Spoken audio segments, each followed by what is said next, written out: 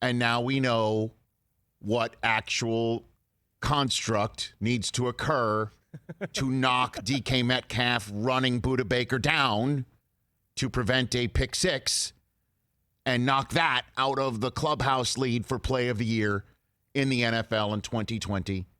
Holy crap. Yeah. And in order for plays like that to occur, you need to tip the cap to the opponent for having the lead in someone else's building in a game where you're seeing lead changes, you're seeing momentum swings, you're seeing great plays from the opponent as well. And that Josh Allen throw to Stephon Diggs with less than 40 seconds to go when you think all the Bills need is a field goal to force overtime, and they were taking all the time off the clock in order to leave them with the overtime forcing field goal and no time left for Kyler Murray to do, say, what he ended up doing. And sure enough, it's a throw to Diggs to set things up for the finish. And the finish is something we'll be talking about for a very long time. Dubbed the Hail Murray. I love it. In Arizona, 11 seconds to go. Down for needing a touchdown. Field goal doesn't work. Murray rolls to his left. Against the grain, if you will. Rolling away from what would be the momentum side of the field that he needs to launch that thing half the field in the air.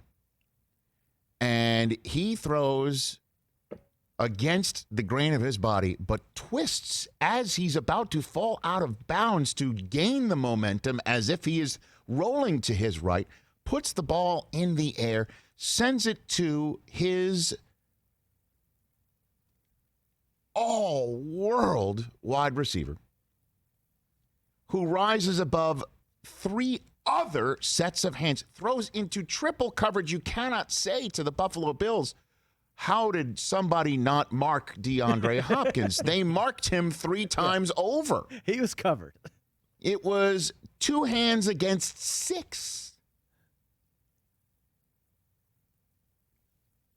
And he comes down with, you can't even call it a 50-50 ball. And again, the reason why it's called a 50-50 ball in the NFL is it's a coin flip. It's either you or your opponent that's going to get it. You throw it up for grabs, and whoever wants it more, whoever wants to moss the other, will do it. But it's not. It's 1 on 3. I don't even want to do the math. 25-7. Well, actually, Next Gen Stats did the math. Ian Rappaport tweeted that out. That according to Next Gen Stats, which plugs everything in and turns the crank on the math, Kyler Murray's touchdown Hail Murray TD pass to Hopkins had a 16.9% completion probability, the third most improbable completion of Murray's career, and then Ian added the perfect response. Cannot believe two were more improbable. And I can't believe, that's a larger number than you'd think, 16.9%. Sounds way high. The Bills forced Murray to the side of the field that they needed to force him to. I know he was rolling that direction too, but they almost got him also. And they were all over him all day long. And they did a terrific job of frustrating Kyler Murray, who ended up taking the lead. Down 23-9, took the lead 26-23.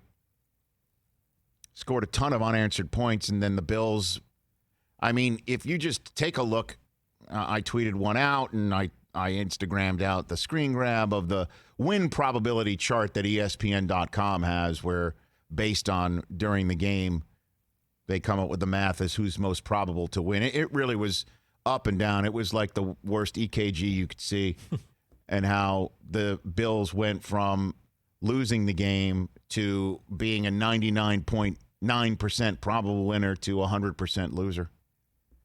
And DeAndre Hopkins is amazing.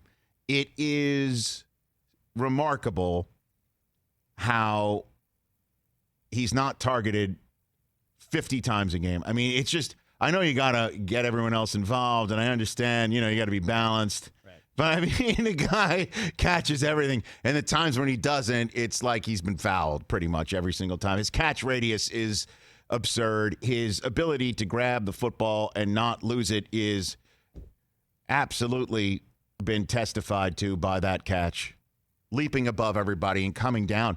I mean, there's three guys ripping it out, and they had no shot. I mean, the vice-like grip, it was over. That's a wrap. Play of the year. End of story. Hands down. And his response after the game, he went to the podium and said this. In basketball terminology, that's what they call this. When somebody get dunked on. But it was on three people. Yeah, it was they were in position. It was just a better catch by eye. A better catch by eye. You want to incorporate that today? Oh, you already got that. It's already incorporated. You already got it on your grease board. Yeah. Dude, that was incredible, man. I reached out to one of the top PR people in all of sports, Mark Dalton, who is in charge of media relations at the Arizona Cardinals. Asked for DeAndre Hopkins to call in today. He asked DeAndre Hopkins, who, what's the words for it? Here we go. I'll read it for you. Oh. Hop politely passed on all the one-on-one requests he's gotten and only did the post-game session. You saw that soundbite from right there. Paraphrasing, he paraphrased, quote, "Let's let the play speak for itself," end quote. DeAndre Hopkins. I think that's fair. I think me can understand that. I just, kind of reversed the polarity on that. I see what you did. Yep. Look at the, the reactions across Twitter. It was amazing. LeBron, I wonder if, did he know Anthony Davis was going to decline the $28.7 million option to become an unrestricted free agent when he was tweeting this out? Something we'll talk about with Ramona Shelburne in the third hour. And Overreaction Monday. Okay. At any rate, play of the year. Play of the year. Hey, you watched all the way to the end. Thanks for that. Watch more right here.